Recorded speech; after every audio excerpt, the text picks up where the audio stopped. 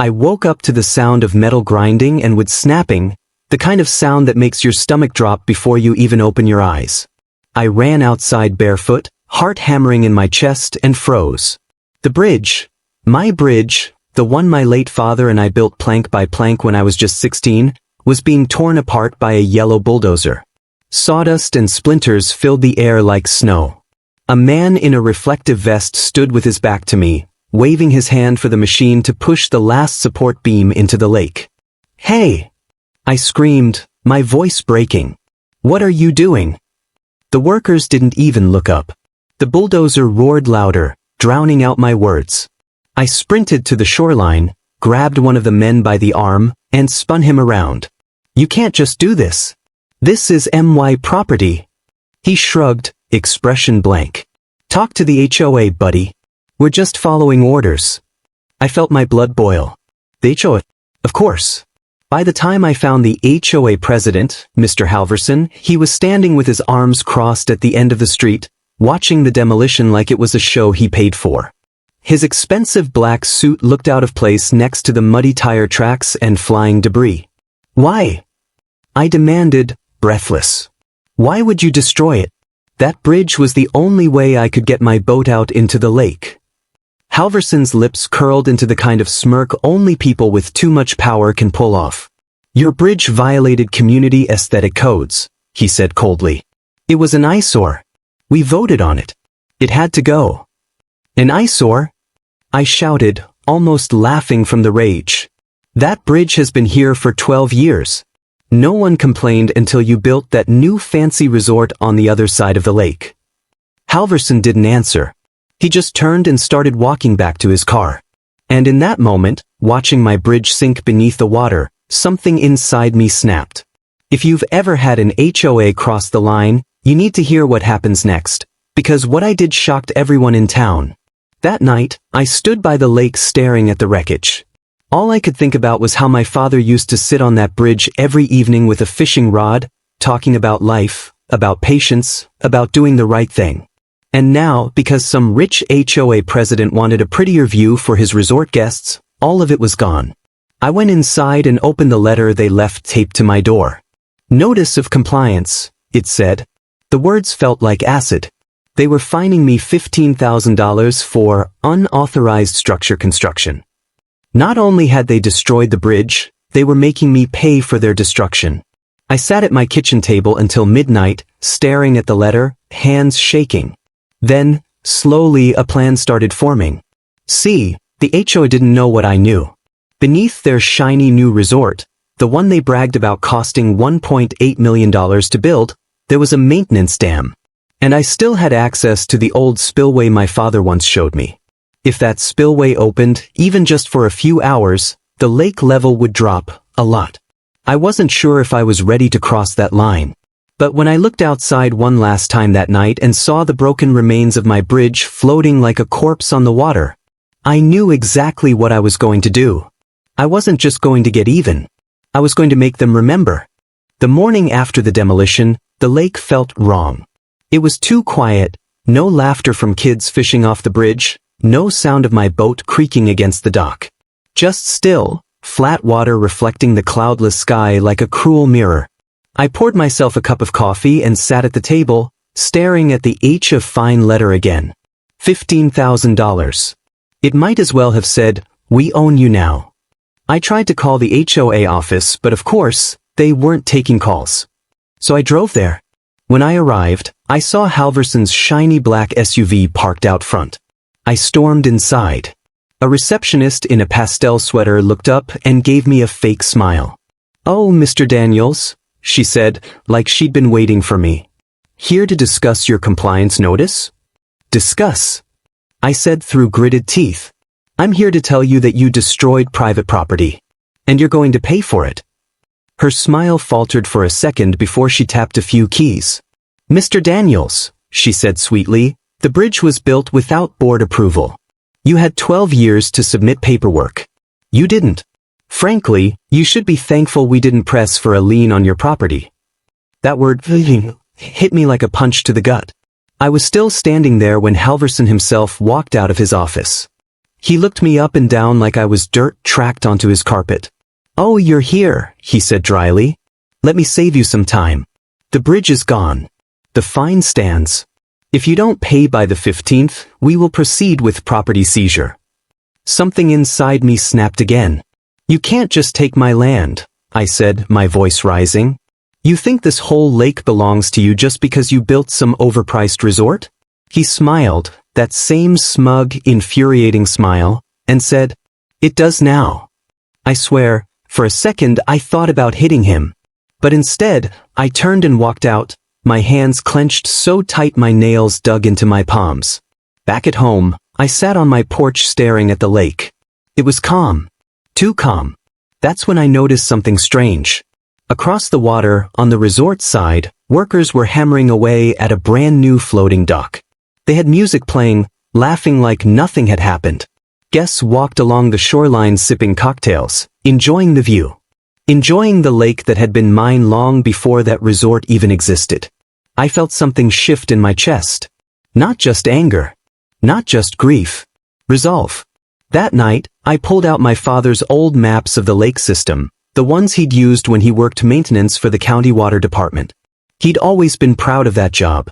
I remembered being 10 years old, him showing me the big steel floodgates and saying, "These gates control everything. Open them too much and the lake will drop a foot an hour." He never imagined his words would become a blueprint for revenge. The next day, the HOA escalated again. I came home from running errands to find a bright orange notice stapled to my dock post. Notice of non-compliance, unauthorized structure. They were now fining me $5,000 for the dock too. My only way to get onto the water? That was the moment I stopped hesitating. They weren't just taking my bridge. They were erasing my life here, piece by piece. I stayed up late that night, scribbling plans on a notepad, figuring out how to reach the spillway gate without being seen. I'd need bolt cutters, a heavy wrench, and waiters. I'd need to wait until the resort was full, so the damage would be undeniable. This wasn't just about revenge anymore. This was about sending a message. 3 nights later, as I sat by the water planning my next move, my phone buzzed.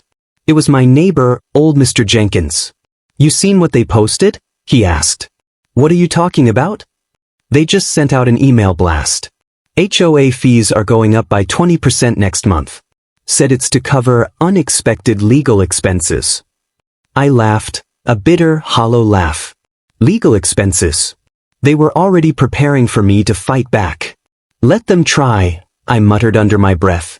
I stared across the lake one last time, the resort lights glowing like smug little stars. I wasn't going to let them win. And when I was done, they wouldn't just lose money. They'd lose their precious lake. 3 nights later, the weather finally cooperated. The sky was moonless, the air still. Perfect conditions for what I was about to do. I parked my truck a mile down the road so no one would see it near the spillway access road. Every step toward the dam felt heavier, like I was crossing some invisible line I could never come back from. When I reached the chain link gate, I pulled out the bolt cutters. My heart was pounding so hard I was sure it would give me away, even though there was no one around. Snap. The lock broke. I stepped inside, my boots crunching on gravel, the sound painfully loud in the still night. The spillway loomed ahead, a massive steel gate built decades ago, slick with rust but still solid. I knelt and checked the wheel mechanism. Just as my father had told me years ago, the crank was stiff but functional. If I turned it long enough, the gate would open, and the lake would begin to drain. I pulled out my wrench and started turning. At first, nothing happened. Then, a deep metallic clunk echoed through the night, so loud it made me freeze. I heard something. Footsteps. I killed my flashlight and ducked behind the concrete support pillar. 2 voices, laughing, got closer. I peeked around the corner and saw 2 security guards walking the trail, flashlights swinging lazily. "Place has been quiet lately," one of them said.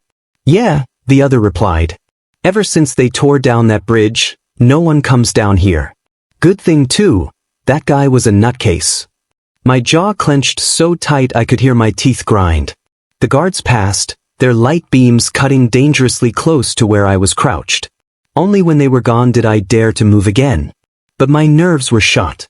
I tightened the crank one last turn, then backed away.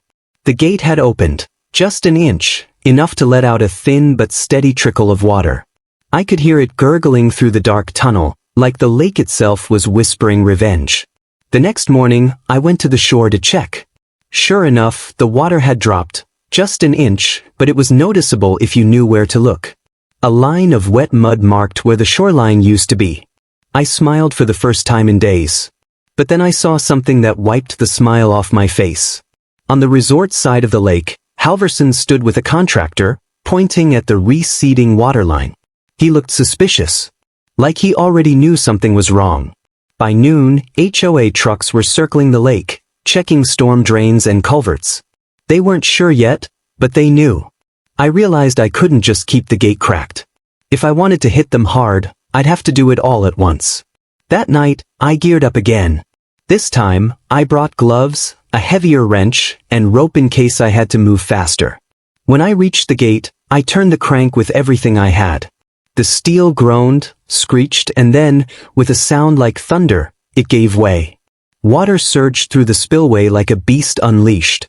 I staggered back as mist sprayed my face, my heart racing. For a few moments, I just stood there, staring at the torrent. I had done it. But before I could leave, I heard shouting. Flashlights lit up the trees. The guards were back, and this time, they were running. I sprinted into the woods, branches whipping my face, mud sucking at my boots. Behind me, the guards yelled into radios, their lights zigzagging through the dark. I didn't stop until I reached my truck, lungs burning. When I finally collapsed into the driver's seat, I could still hear the rush of water in my ears. The next morning, the lake was down 2 feet. Boats sat crooked in the mud, fish flopped helplessly near the shore, and the resort's fancy new floating dock was half-stranded. Halverson was furious. I saw him pacing by the waterline, shouting into his phone.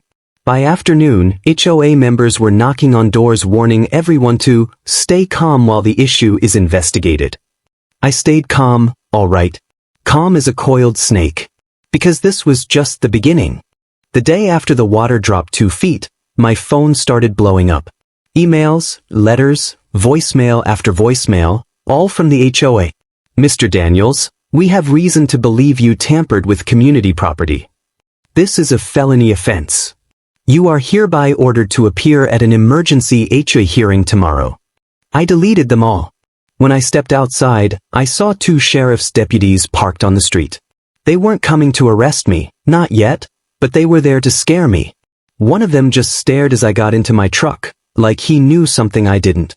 That afternoon, I drove to the grocery store, and people were whispering. A group of neighbors stood near the deli counter, voices low. They think Daniels did it, one of them said. Honestly?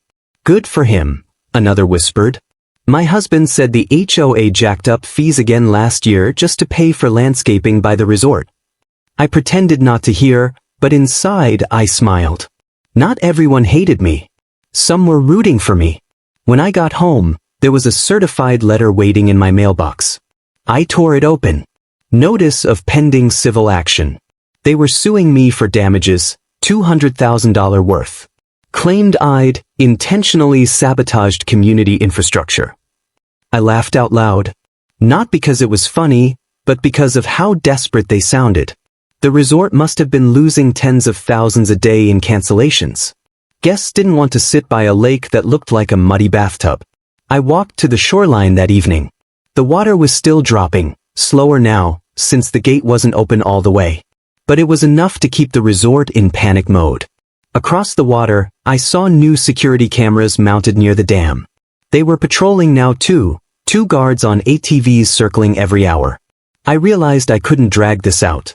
They'd find a way to stop me soon.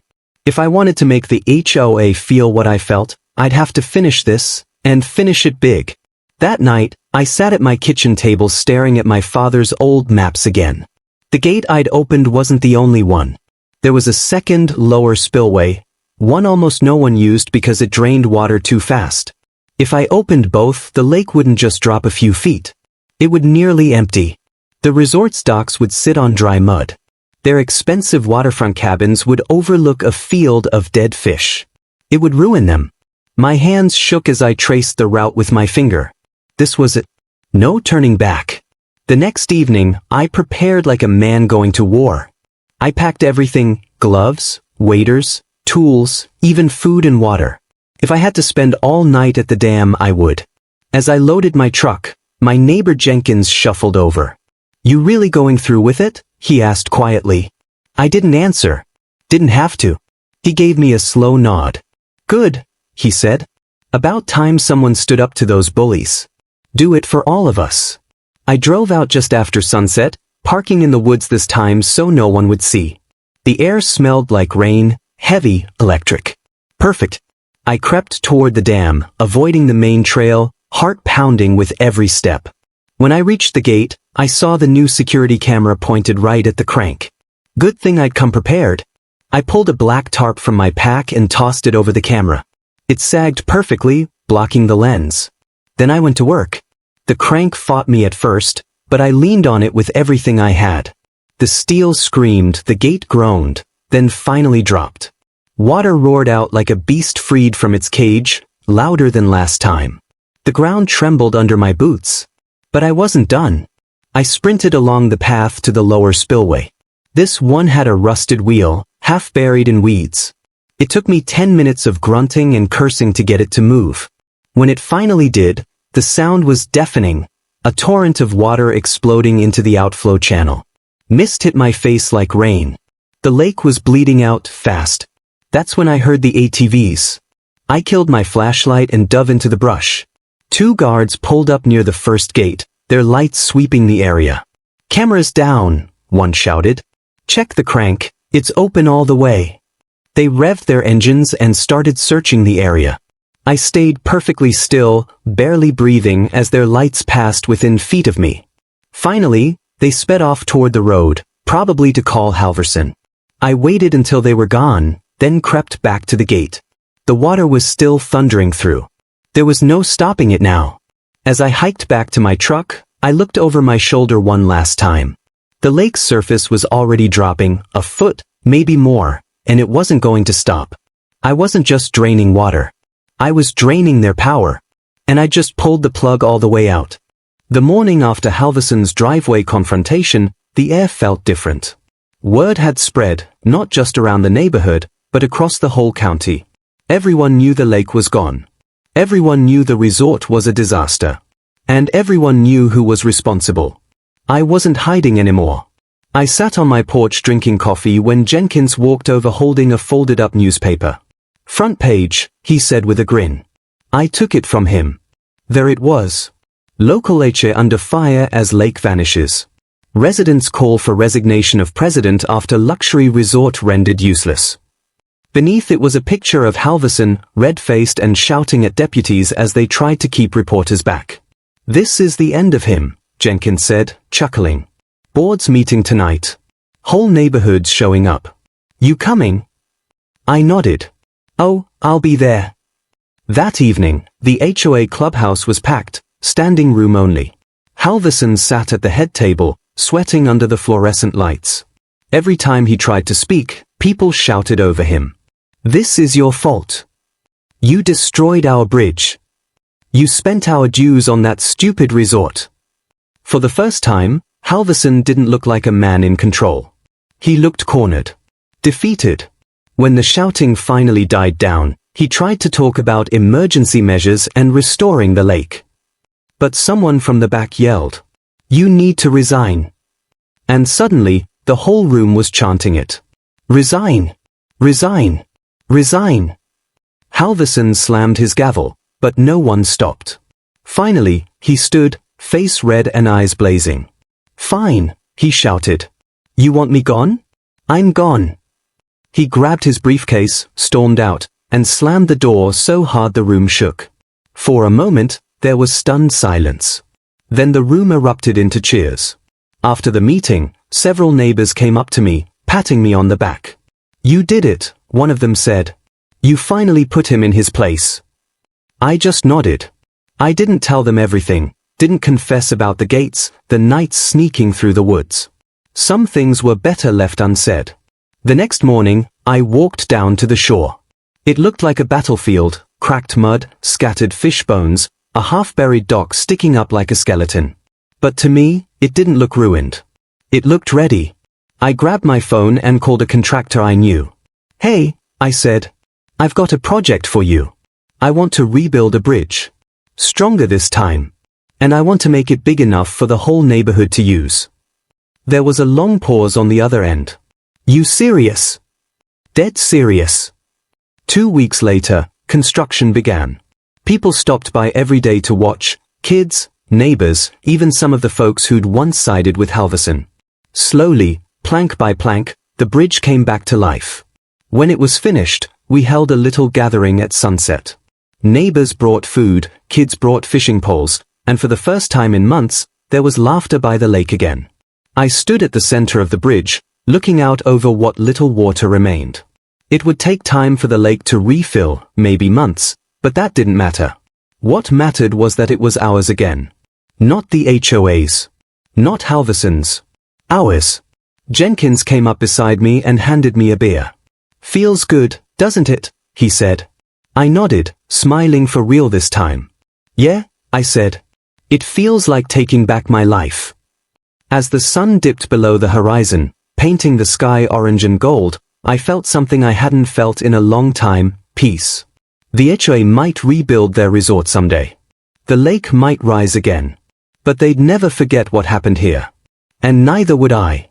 Because this wasn't just about a bridge. It was about standing up when someone tried to take everything from you. And proving that even one person can drain an entire empire, one crank of the wheel at a time.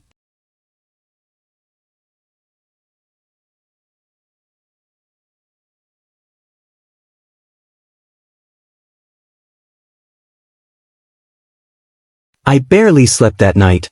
Every time I closed my eyes, I heard the roar of rushing water. By the time the first hint of dawn touched the sky, I was already by the shoreline. And what I saw took my breath away.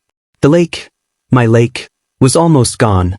The waterline had retreated so far back you could see tree stumps that hadn't seen daylight in decades. Boats lay tipped on their sides in the mud. The resort's expensive floating docks sat tilted, useless, like stranded whales. Fish flopped helplessly in the shallow pools that remained. It was chaos, beautiful, perfect chaos. I heard shouting across the water. HOA trucks were already parked on the resort side, headlights cutting through the mist. Workers in orange vests waded into the mud trying to salvage what they could. Halverson stood at the water's edge, his suit pants soaked to the knees, phone pressed to his ear as he screamed at someone. I couldn't hear the words, but I could see the rage in his face, red and twisted. For the first time since this started, I felt something close to peace. By mid-morning, the news vans had arrived. Reporters stood in the muck interviewing angry guests who had paid thousands for a lakeside vacation. One man shouted at the camera, "They told us this was a waterfront resort. I can't even launch my kayak. This is false advertising." Another guest held up her ruined fishing gear. "We drove 6 hours for this? Look at it. It smells like a sewer." Halverson tried to control the narrative, striding over to the cameras with that same smug confidence, but it was gone in seconds. When a reporter asked him, "Did your HOA authorize draining this lake?" his answer was too slow, too calculated. People could see the lie forming on his lips. By noon, half the neighborhood had gathered at the shore, whispering, filming on their phones. Some were furious, not at me but at the HOA. "This is what we're paying fees for?" a woman shouted. "You idiots spent all our dues building that stupid resort, and now look at it." Around 2 p.m., the sheriff's department showed up, not to arrest me, but to investigate the dam. They roped off the area and started asking questions. I stayed home, watching from my porch as deputies walked around with clipboards. I was nervous, of course I was.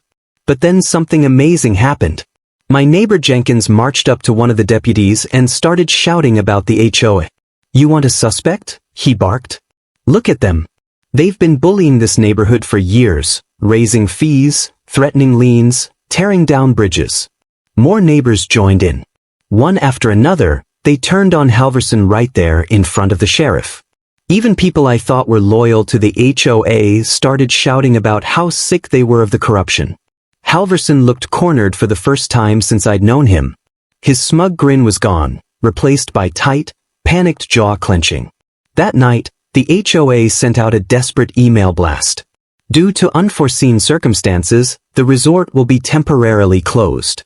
HOA members are encouraged to remain calm while repairs are made. Repairs? There was no repairing this. The lake wasn't coming back anytime soon, not without weeks of pumping and refilling, which would cost more than the HOA had in reserves. And word was spreading. Local news was covering it nonstop. People online were already calling it the Great Lake Drain. I sat on my porch with a beer, watching the sunset over what used to be a lake. For the first time in weeks, I felt calm. Not happy, not yet, but calm. Then, headlights pulled into my driveway. Halverson stepped out. His suit was wrinkled, his hair a mess, his face pale with fury. "You think this is funny?" he growled, walking right up to my porch. "You've ruined us. You've ruined this entire community." I stood, slow and deliberate. "You ruined it the day you tore down that bridge," I said. "This is just me evening the score." He jabbed a finger at me. "This isn't over. You will pay for this. I'll make sure of it." I smiled. "You already tried. And guess what? It's not me the neighborhood is mad at anymore. It's you." Halverson's face went red. He turned on his heel, stomped back to his car, and sped off, tires kicking up gravel. And that's when I knew. Tomorrow, I'd finish this once and for all.